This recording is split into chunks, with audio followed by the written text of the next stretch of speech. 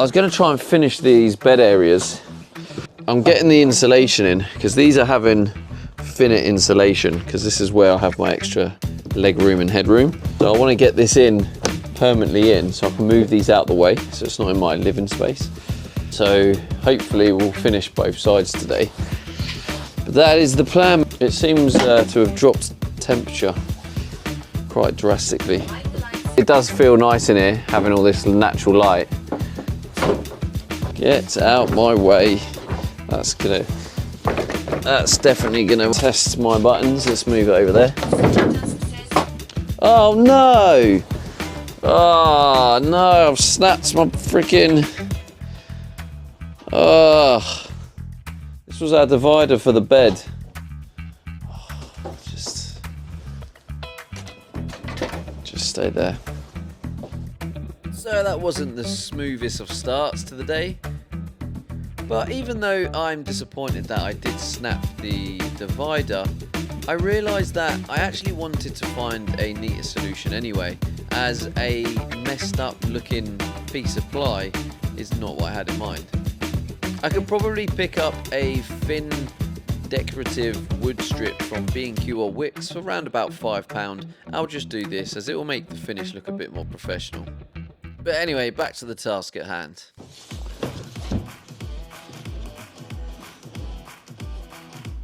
Now maybe we'll stick this frame on. I feel like this is a good start on the framing. It's a good position for it to be. Or does it make more sense for it to be right near the bottom? It probably does actually.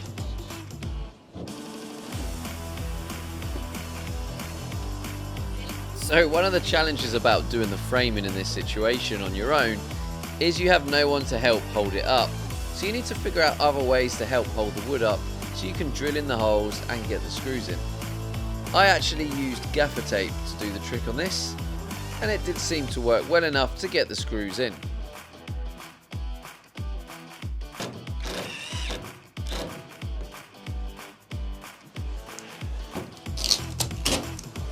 There we go. Not too bad, not too bad that. Alright, let's find the middle. Let's do one in the middle as well.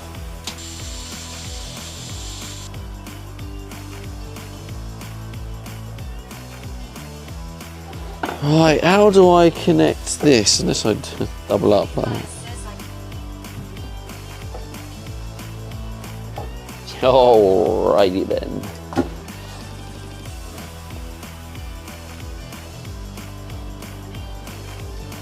Maybe that's what I'm gonna do. Just like 3 little L brackets into it.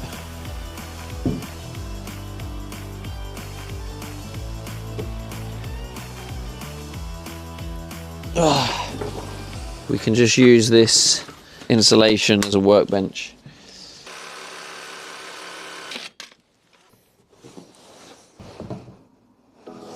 Making this little L-shaped bracket tends to be quite challenging, I guess, for someone of my level of skill when it comes to carpentry, because you have to be quite accurate to the millimeter, and I used the multi-tool with the sanding function to try and sand it down so it'd fit nice and snug. I'm definitely learning new techniques and learning new things as I go, and I'm sure if I attempted this project again in a year after this project is finished, then I would definitely do things better and differently. Although this ain't a bad job, is it? What do you think? Pretty solid actually. See, this is one of those things that I knew roughly what I was going to do, but I had no idea how I was actually going to finish this. So all of what you're seeing right now is like pure improvisation to achieve my like end goal, you know?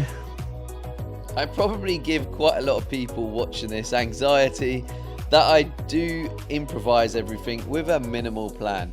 It's just the way I enjoy working, and I want to enjoy this process. So a quick apology for those that I give anxiety to. But anyway, now that the board is in place, I just remove it quickly now so I can apply the final bits of insulation, just to make sure that once this goes back on again, it doesn't have to be removed again. So the last bit I do is just cover the gap with some silver foil tape. So as you can see, we've now insulated all the back of this. We're going to put the headboard up. So we've got that extra room and headroom. And I've foiled it to cover all the gaps, just to make sure it's as effective as it can be. Yeah, anyway, here's the nice close-up of it. What do you think? And the headboard goes up, attaches to there, that connects to there, and now we've got the headboard in. Good to go. So overall, I'm actually quite happy with the improvised design I made here. I'm not sure if I explained it very well earlier, but what's going to happen is there's going to be a hole in the wall when the wall's placed, and from there will be some plywood that goes on each side of the indent, and then you'll have that extra room for the bed. Hopefully that makes sense. So obviously what I've done here is I've added some wood on the bottom part of the van for the bottom part of my framing. And then I'm going to link it together with a couple of beams of wood to add a bit of structure to it, and also allow some areas for the wall to be screwed into the framing.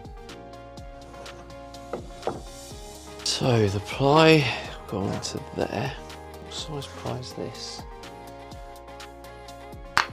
This is 12mm. So I think this would be too thick, but I want it to have a bit of strength.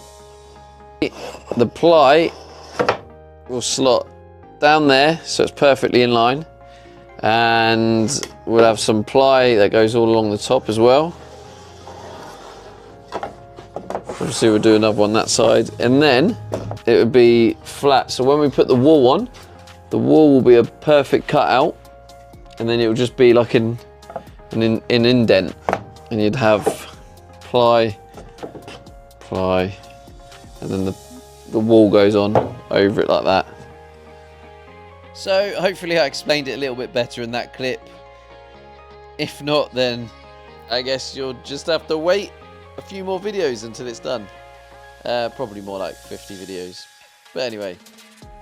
So next I just want to add a few more vertical wood beams going down. What I do here though is I want to line it up perfectly with the bed and the wall. And I will then do the same with the window, having vertical beams either side of the window. So it means putting the ply indent in is easier. So that is probably all I'm going to do today. I'm sorry that the videos hasn't contained much content outside of the build.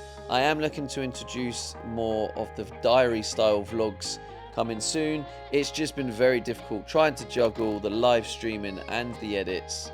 But I am getting there. Thank you for everyone for supporting the channel. Hope you enjoyed today's video, and I'll see you in tomorrow's video. Peace out.